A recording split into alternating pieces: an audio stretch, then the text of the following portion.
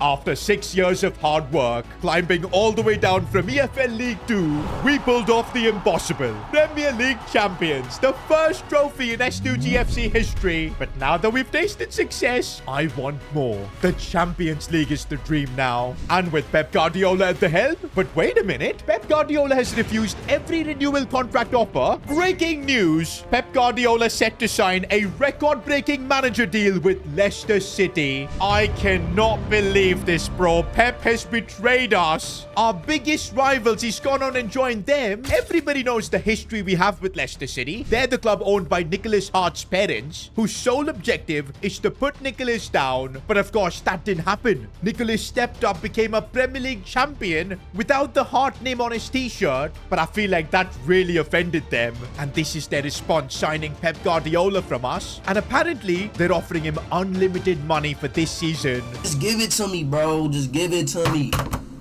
Dude, just give it to me. Give it to me. Fair to say, I think our title rivals are going to be Leicester City. But the question is, how do we now cope without Pep Guardiola? We built our entire team around his tactical system, and now we suddenly need to find a new manager. And we've got to get this decision right. There's no room for errors, especially because we're the defending Premier League champions. We're also going to be gunning for the Champions League. We need a manager who's capable. Now, at least the good news compared to previous seasons, we're not broke. We've got £34 million in the bank to start off the season, and most of this money came from the Europa League, where we reached the final last season. Of course, we did end up losing to Porto. And wait a minute, in that game, it was Lenny who outsmarted Pep Guardiola. And we do need a new manager, and with all the experience Lenny has gained, he's won a European trophy now. He's been in Spain at Atletico. He's been even at Man City under Pep. Is it maybe time to bring him back? To be honest, Lenny does know most of this squad, the likes of Nicholas Hart, Bullock, even Kwashi, a lot of the players on the bench like Avila, Brandon Neal, and Norman. And we were down in the dumps. In EFL League 1, in the Championship, it was Lenny who guided us through it all. But of course, the big problem we had with him was that he was tactically inept, didn't really help in the transfer policy of the club. But I think all of that is different now. For sure, Lenny has learned. And I'm looking at some of the other managers in the Premier League right now, like Frank Lampard at Chelsea. He's still there, former S2GFC manager. I don't think we can convince him to come back, because that would have been an option. He was amazing for us. We could also maybe go with managers that have retired, like Jose Mourinho. But I feel like that would be such a stark difference in the style of play. It just wouldn't work. I feel like we just got to be trusting Lenny, because ultimately we lost a European final to him. That itself proves that he deserves an opportunity to return to S2GFC. And that's why I have set up a meeting. And honestly, I thought Lenny was just going to be a yes man. But no, he wants 15 million for the season. And also he wants control over the tactical setup of the team, the transfer policy, which is totally different compared to what Lenny was when he was at our club. And you know what? Let's get it signed. Lenny the G is coming back to S2GFC. Okay, one thing's for sure. His outfit, bro. He's still got negative aura. Is he actually going to be wearing this while managing in the Champions League and whatnot? I guess that's Lenny for you.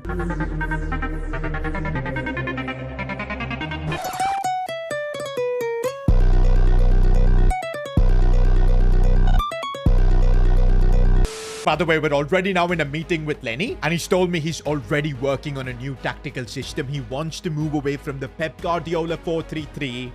But yeah, I'm sure once Lenny comes up with a tactical system, he's going to have big demands for players. Because, of course, we're going to have to replace Harry Kane this season. He's retired. And I'm sure there's going to be a couple more new faces Lenny wants. Now, the good news is, Adidas are willing to renew our contract, but they're only offering us 25 million. I was kind of expecting more since we're in the Champions League, but apparently it's because we've lost the star power of Harry Kane. Now, with that, we're up to 44 million. Now, remember our sponsors from last season, Kuwait Airways? I think we got to renew with them again, because look at this. This man, who's probably like the Prince of Kuwait or something, he's dropped a $50 super chat. That is actually crazy, bro, and thank you, good sir. And he says, in celebration of your Premier League title victory, we are delighted to renew our partnership and present a new sponsorship offer. Ooh, but this time they're putting in a condition. They want us to secure a world-class striker to reinforce the team's attack. To be fair, I'll take that deal. And that's where the 50 million from Kuwait Airways is going to come clutch. They're going to be our airline partner as well during our Champions League journey.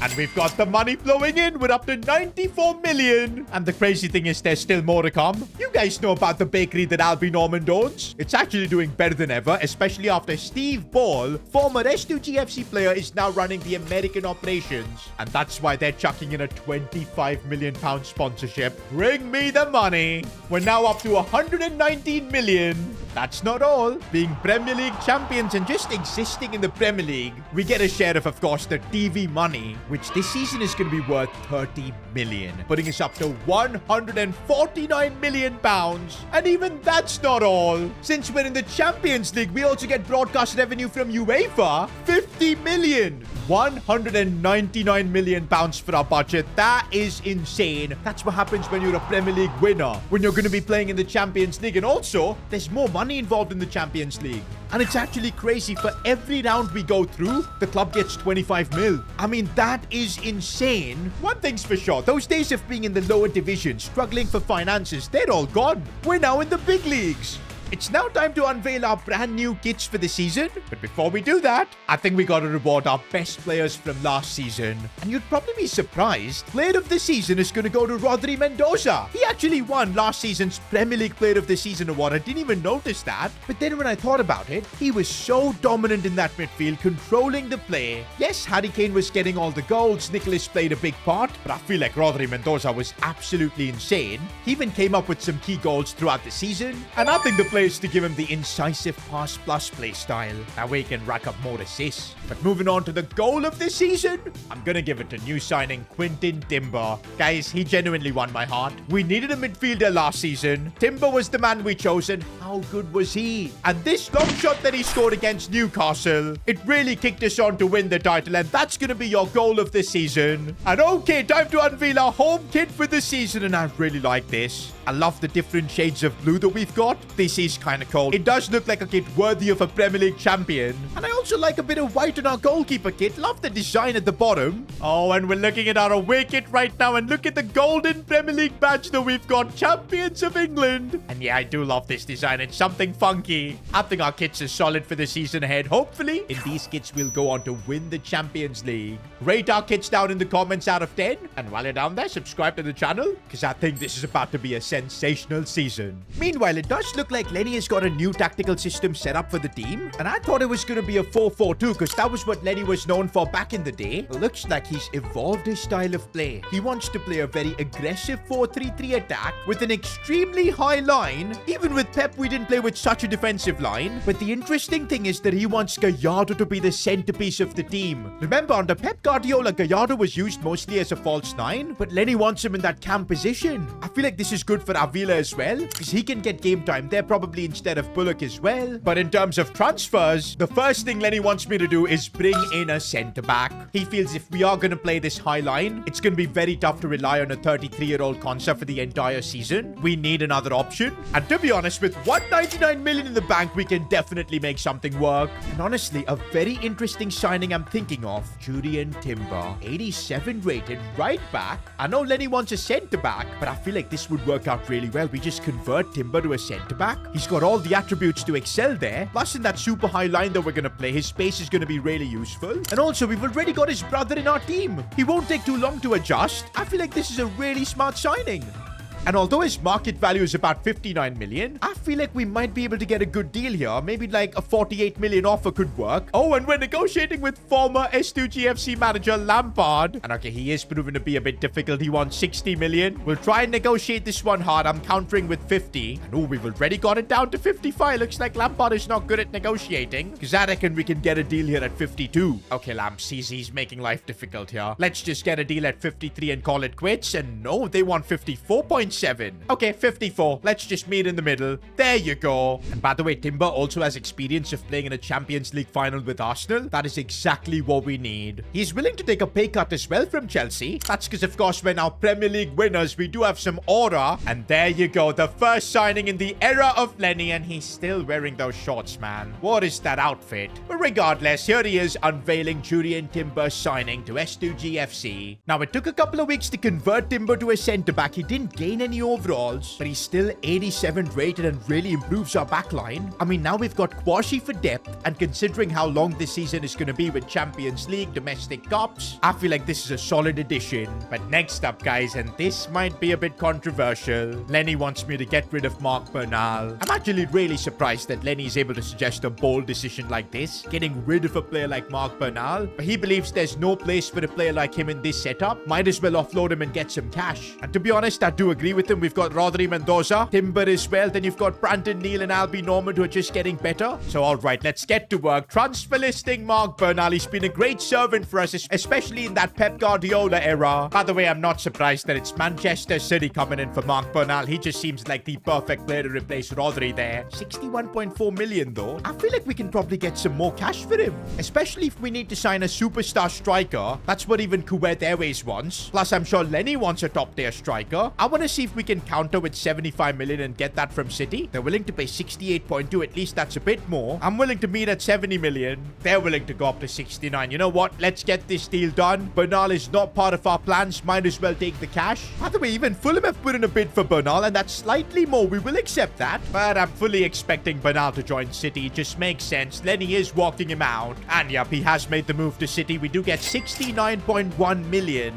And now the third task Lenny has given us, getting that striker. It was obvious. That's the major improvement we need this season. Someone who can replace the goals that Harry Kane brought in. And with over 200 million, we do have some incredible options. But there's one particular player I want to try and really go for. Before we do that, though, it's time for the Community Shield final, where it seems like Lenny has made some emotional decisions. Albie Norman captaining the team. Jisoo plays, Luca Gigante in goal. Gallardo at cam, Nicholas Hart is going to play as striker, while we of course find a new striker. One thing that Lenny hasn't changed is that he will continue to trust players that he has complete faith in. I don't know if that's a good thing or a bad thing, but yeah, the likes of Albie Norman, Brandon Neal, they could really end up having a lot of games this season because Lenny knows what they offer. The same can be said for the likes of Avila and Gallardo. They need to take this opportunity. And by the way, this would only be our second ever trophy, and I really want to win it because, hey, at S2GFC, chances to win trophies don't come by that often.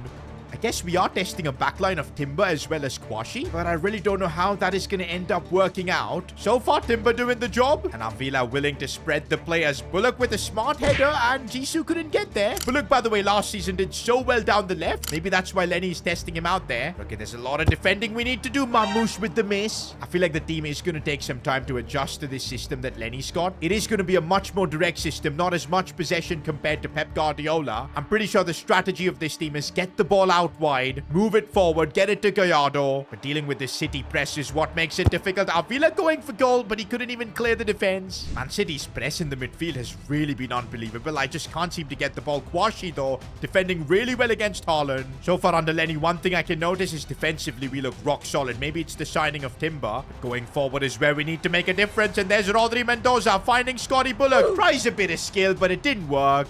Oh, lovely ball in for Bullock. He got taken out. Referee! Nicholas Hart in the striker position isn't really working. He's not used to playing there anymore, but he's dropped deep to create this chance for Bullock, but City are defending so well. With this high line, we get opened up so easily, but that's why we need players like Timber who can't do much, but Gigante with the save. Looks like we've got the two Timber brothers now on the pitch, as of course Lenny has made some changes, and also, is that Bobang? He's finally playing. Under Lenny, he's getting a chance to shine. Last season, Pep just did not like him at all. I feel like a lot of players that struggled under Pep this season might get a chance here to shine. And right now, it's Nicholas Hart who's managed to break through. If he can get the ball back inside, he can. Goes for goal. Oh, it's come off the post. I gotta say, though, first game for Lenny, and I really feel we've been the protagonists in this game. City have not really had that much of a look in.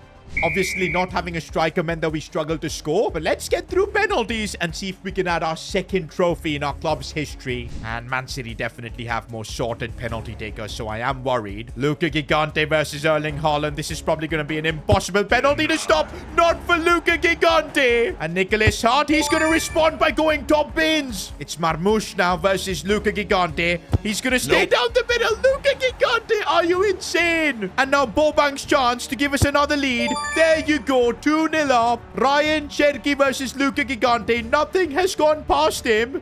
And nothing will go past him. Luca Gigante has read everything. I think if we score this, we win. It's going to be Nico O'Reilly. Can he get the job done here? Strikes it well. Beats Donnarumma. Luca Gigante.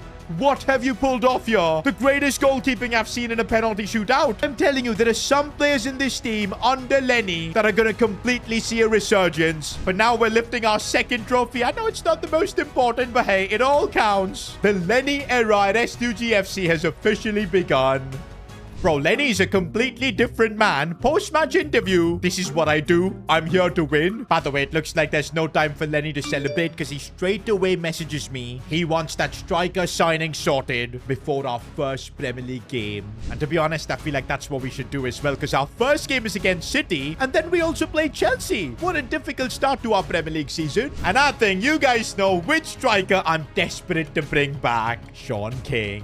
In fact, I even wanted to bring him last season, but Pep Guardiola flatly refused. He didn't want a player like Sean King, because if you look at his stats, seemingly all he can do is score goals. And that is not what Pep Guardiola really wants, but under Lenny, it's completely different. He wants a goal poacher. He wants a goal machine. Sean King was the player that scored the most goals under him when we were in the championship. But the question is, how do we get him from Real Madrid? Apparently, compared to his time at Manchester United, at Real Madrid, he's been killing it. He won the Pichichi last season, and that is why for us to buy him, the cost could go well up to 200 million. We have that kind of money after the Bernal sale. That's the big question. Oh, yes, we do. Just about 200 million.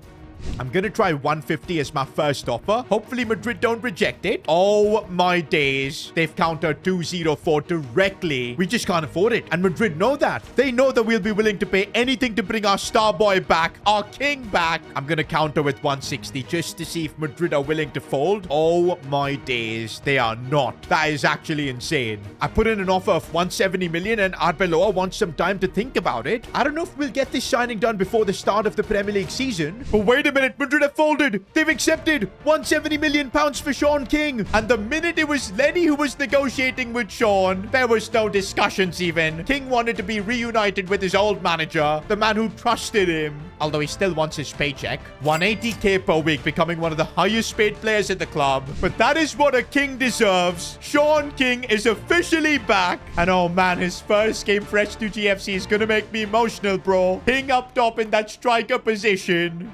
And so we kick off yet another Premier League campaign. And you know what? I know we won it last season, but I want to defend our title this season. Especially because I know Leicester City are going to be coming for it. I don't want this season to just be about the Champions League. I want to try and win it all. But here we go, boys. The return of Sean King begins. I'm so desperate to see him score. And already Nicholas trying to get the ball to Sean. He's made the run. Plays the ball back for Nicholas. Look at the link up. It's like he never left. Look at the pressure we're putting them under as Gallardo is in a bit of space. Maybe a shot with his left foot. And that was not Messi-esque. I've been comparing his left foot to Messi, but that wasn't like him at all. Timber looking for the ball for Sean King. This is where he really shines. Controls it well. Come on. The positives were there. He made the perfect run, but he needs to be finishing. Okay, now he's got a bit of space. He strikes it with his right foot. The power he's got. This time he's going to look for a pass here for Quinton. Timbo does really well, but the shot gets blocked. Oh, Mendoza with a good ball for Sean King. Goes for goal, but again, this time I think he had too much pressure on him. Oh, we've been opened up here by City, which is not good. And Unai Simon couldn't stop that. Maybe Luca Gigante should have been in goal there. And that's half-time, and it's not a good start for Lenny in the Premier League. Okay, one thing is that Sean King probably should have scored a couple of goals. Maybe he's still just getting used to playing for us because it, of course, has been a lot of time. But now he's managed to break through. Sean King, can he finish this time? Yes, he can. Officially, our King is back. Couple of changes now. Avila has come on, as well as Brandon Neal. I will say Lenny is a lot more proactive with his changes. But right now we're having a defend, and Timber doing a good job reading that from Haaland. Full time, and it's a 1-1 draw. We're yet to win a game in 90 minutes with Lenny. We've got to start figuring out a way to win, because with Lenny so far, 0 wins. That's not nice. I do feel for Lenny in terms of the fixture schedule, because now we're heading to play Frank Lampard's Chelsea. But look at that, some proactive changes from Lenny. Luca Gigante starts this game. I mean, after he made 3 penalty saves? I'm not surprised. In fact, I feel like this season might be Luca Gigante's season to compete for a starting spot. To think at one point this man was like a chef for the club, cooking the worst spaghetti possible and getting our players sick, to now potentially fighting for his place. But okay, let's try and get our first win of the season. Gallardo doing really well. They're looking for a ball inside, but Sean King couldn't fight for that. Nico Riley. Oh, lovely ball for King. He fights for it, and come on, how is the keeper saved that?